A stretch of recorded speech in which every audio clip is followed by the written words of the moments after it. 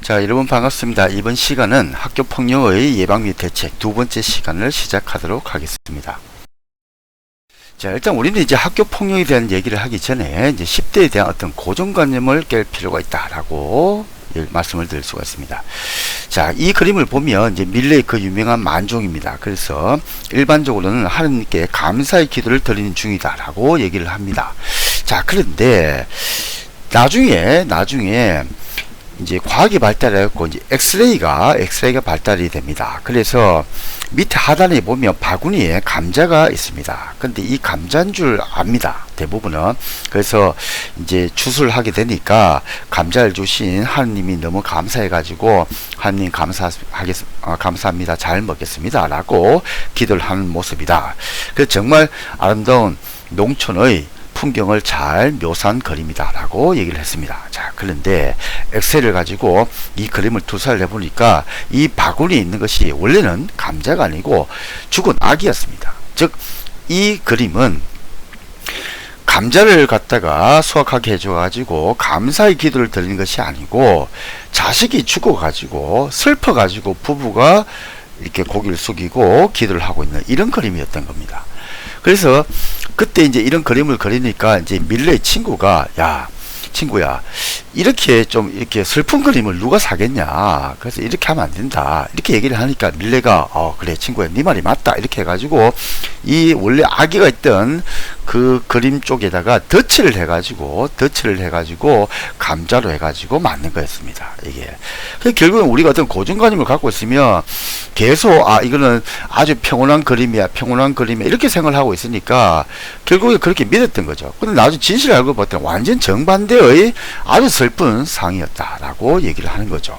그래서 우리는 일단 10대는 이러이러할 것이다 라는, 즉 청소년은 이러이러할 것이다 라고 하는 10대에 대한 고정관념을 먼저 깰 필요가 있다 라고 얘기를 할 수가 있습니다.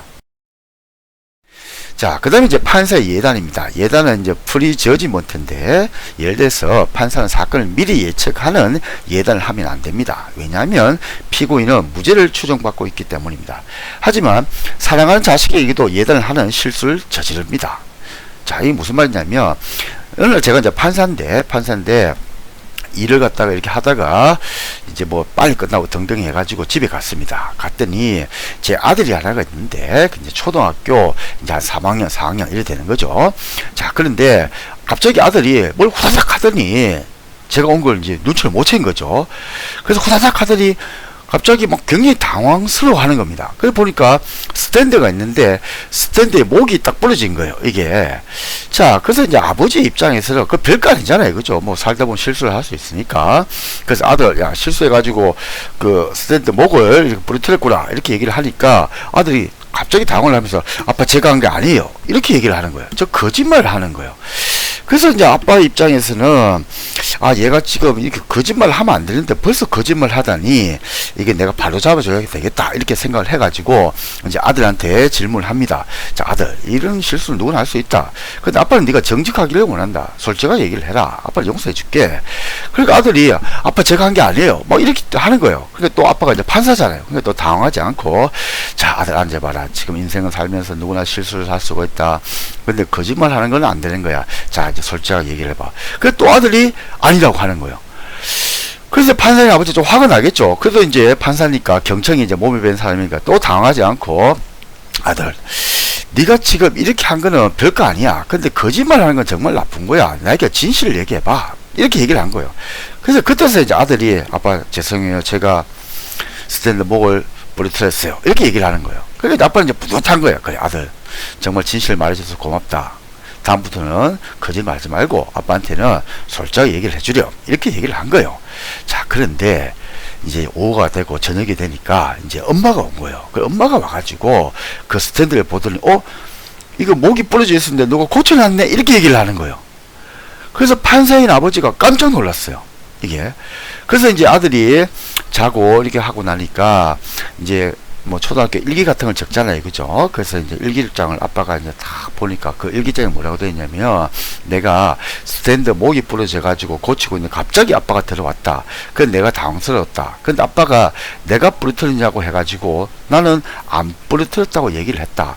근데 아빠가 자꾸 내가 부러뜨렸다고 의심을 하고 자꾸 내게 진실을 말하라고 해가지고 내가 몇 번이나 난 그러지 않다라고 얘기를 했는데 아빠가 하도 그렇게 해가지고 내가 어쩔 수 없이 거짓말로 아빠 제가 잘못했어요. 제가 부러뜨렸어요. 라고 얘기를 했다. 그랬더니 아빠가 표정이 너무너무 좋아지더라. 예. 근데 나는 오늘 거짓말 해가지고 참 슬펐다. 아빠가 날 믿어주지 않아가지고 참 슬펐다. 이렇게 일기장이 있는 거예요. 판사가 충격을 받은 거예요. 그게 뭐냐? 아, 내가 내 자식인데도 얘가 부러뜨렸다고 미리 의심을 하고 예단을 했기 때문에 그 다음에 아무리 진실을 얘기를 해도 내가 들리지 않았구나.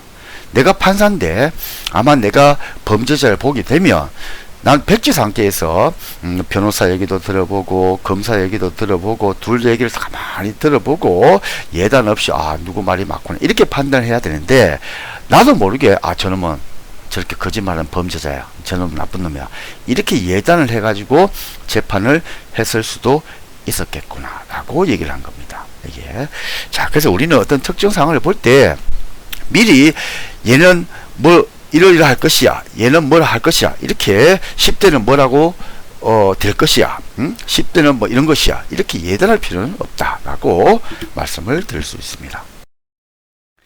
자, 그러면 이제 우리가 이제 교육을 합니다. 그죠? 교육을 합니다. 그럼 도대체 우리가 교육은 뭐냐? 도대체 에듀케이션이라고 하는 교육이 뭐냐? 라고 했을 때, 물론 이제 학문 분야마다 정의하는 게 굉장히 다를 겁니다. 근데 제 이제 범죄학이라든지 우리 경찰학 쪽에서는 결국에 교육이란 뭐냐? 인간은 결국에 천성 악마를 다 갖고 있습니다. 이게. 자, 그래서 인간은 또 태어날 때 이미 여러 가지 뭐 진화 심리학이라든지 뭐 여러 가지 이제 그 새로운 그 학설에 의하면은 인간은 누구나 태어날 때 동물적인 본능을 갖고 태어난다는 거죠. 쉽게 말하면 짐승이라는 겁니다. 짐승. 이게. 그래서 제적이 유명한 얘기가 어린아이에게 총을 주게 된다면 세계대전이 일어날 것이다 라고 얘기를 합니다. 애들은 아무 의식이 없으니까 사람을 막 죽여도 제의식 없이 막 한다는 거죠. 이게. 자, 그래서 인간이 가지고 있는 비이성적이고 야만적인 본능을 억제하는 것이다. 그게 뭐냐? 교육이다. 그래서 예를 들어 가지고 이제 대통령 경호처가 있습니다. 그렇죠? 자, 대통령 경호처에서는 뭘 합니까? 대통령이 위급한 상황이 되면 갑자기 그 자기 몸을 희생을 해 가지고 대통령을 보호를 해야 됩니다. 자, 그런데 본능은 뭐냐면 누구나가 총소리가 빵 나면 자기가 본능적으로 도망을 갑니다. 어쩔 수 없이 도망을 갑니다. 이게. 자, 그런데 교육을 통해서 뭘 억제를 하냐면 자기만 살겠다고 하는 그런 본능을 억제를 시킵니다. 그래서 교육을 어떻게 하느냐? 총소리만 나면 사람을 보호하는 연습을 시킵니다. 총소리만 나면 멀리서 뛰어와서 사람을 보호하는 그런 모습을 계속 훈련을 합니다. 이게. 그렇게 했더니 나중에 총소리가 빵 나니까 자기도 모르게 이제 교육에 의해 가지고 이제 그 대통령을 자기를 희생해 가지고 보호를 하게 된다라고 얘기를 합니다. 그래서 결국에 교육은 여러 가지 정의가 있지만 우리 범죄학 쪽에서는 인간이 가지고 있는 비이성적이고 야만적인 본능을 억제를 하는 것이다. 누구나가 성충동이 있습니다. 그죠? 누구나 폭력의 잔인성이 있습니다. 공격성을 가지고 있습니다. 근데 그것을 어떻게 하느냐? 교육을 통해 가지고 완화를 시키는 겁니다. 본능을 억제를 시키는 겁니다. 자, 이제 우리는 본격적으로 학교폭력 관련 이론을 살펴보도록 하겠습니다. 저는 이제 학교폭력 관련 이론을 크게 두 가지 관점으로 나누어 가지고 설명을 하고자 합니다. 하나는 왜 학교폭력을 하는가? 왜 하는가? 또 하나는 왜 학교폭력을 누구나 하지 않는가? 이게. 그래서 두 가지 측면에서 하나는 왜 학교폭력을 하는가에 대해서 또 하나는 왜 학교폭력을 하지 않는가에 대해 가지고 두 개를 크게 대별해 가지고 설명을 하도록 하겠습니다. 먼저 나는 왜 학교폭력을 하는가 라고 했을 때는 이제 서들랜드가 있습니다. 그 유명한 차별적 접촉이론입니다. 그 Differential Association Theory라고 합니다. 그래서 결국에 이제 우리가 이제 어소시에이션이죠. 그죠? 이게. 그래서 이제 교육, 학습, 러닝이라고 하는데, 러닝은 뭐냐 그러면 누군가를 만나게 되면 그 사람에게 배운다는 겁니다. 그래서 예를 들어 가지고 아버지가 목사다. 그럼 목사의 그 업무를 배우게 되고 아버지가 의사다. 그럼 아버지의 업무를 배우게 되고 이렇게 하면서 자기도 모르게 거기에 대해 가지고 전문가 된다는 거죠. 이게. 그래서 모든 것은 학습이다. 학습. 그죠? 학습이다. 근데 그 학습이 어떻게 일어나냐를 보니까 제일 먼저 나쁜 친구와의 접촉 빈도입니다. 얘기합니다. 프리퀀시 얼마나 자주 만나는가, 그 다음 기간 듀레이션입니다. 얼마나 오랫동안 만나는가, 오랫동안. 이게. 자, 그 다음 처음 친구가 누구인가, 프라이오리티. 그러니까 이제 학교가 이제 신학기를 딱 맞이하게 되면 친구를 사귀게 되지 않습니까? 그죠? 근데 그때 마치 나쁜 친구를 사귀어버린 거예요. 제일 먼저 만난 친구가 나쁜 친구가 됐던 거예요. 이게. 자, 그렇게 됐을 때 또 얼마나 친한지, 인텐시티, 그죠? 강도, 뭐 이런 게 되겠죠. 그죠? 그래서 비행 친구와의 접촉이 비행의 아주 중요한 원인이 된다. 즉, 학교 폭력도 마찬가지다. 그죠? 그래서 나쁜 친구를 이제 처음에 만나고, 그리고 오랫동안 만나고, 그것도 자주 만나고, 오늘도 보고, 저녁에도 보고, 아침도 보고, 저녁도 보고, 내일도 보고, 뭐 이렇게, 그죠? 또 얼마나 친한지, 그죠? 또 그 만나가지고 같이 뭐 얘기도 하고, 뭐, 빵도 먹고, 그죠?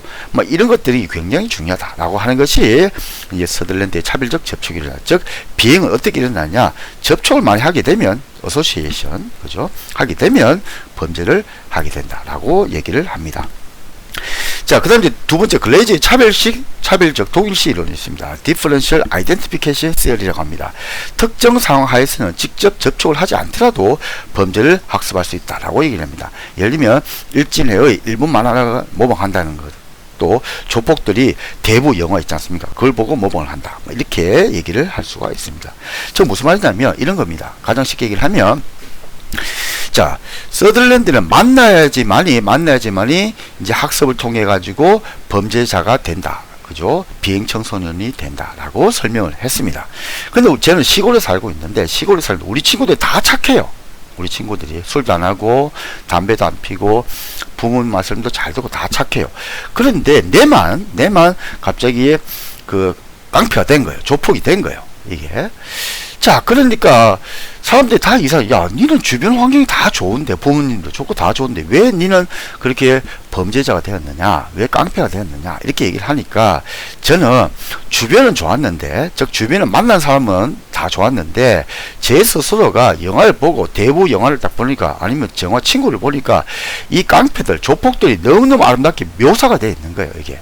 그래서 나도 모르게 나도 저런 사람이 되어야겠다, 나도 저렇게 훌륭한 깡패가 되어야겠다, 이렇게 해가지고 깡패가 되었다는 겁니다. 그게 뭐냐?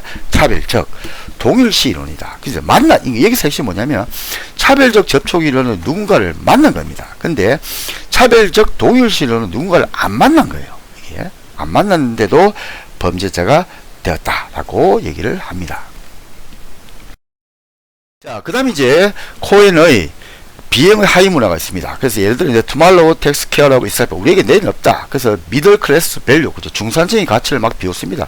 그래서 부모님이 효도하고 친구들하고 사이좋게 막 지내 이렇게 얘기를 하는데, 야, 그건 너거나 따라라. 우리는 그런 거 상관이 없어. 막 얘기를 하는 거죠, 이게. 그래서 또 이제 밀러의 뭐 하위 계층 문화 이론, 막 이런 것도 있고, 그죠? 그래서 하층 지역은 중산층 지역하고 다른 별개의 문화가 있다. 세퍼레이트 컬처가 있다. 그렇죠? 그러니까 우리 예를 들면 침을 칙칙 뱉는 거 있지 않습니까? 그럼 우리 선생님들하고는 막 기겁하잖아요, 그죠? 근데 걔네들은 그것이 자기들 또래에서는 아주 바람직하고 좋은 문화다라고 생각을 한다는 거죠. 그런 것이 하위 문화다. 비행의 하위 문화, 그죠? 비행의 하위 문화다. 이렇게 얘기를 합니다. 그리고 이제 하위 계층에는 모선 사람들은 다른 중산층과 다른 별개의 문화를 가지고 있더라라고 하는 것이 이제 비행의 하위 문화 이론과 하위 계층 문화 이론입니다. 로우 클래스 컬처 시어리다라고 얘기를 합니다. 그래서 이들의 주요 관심은 뭐냐?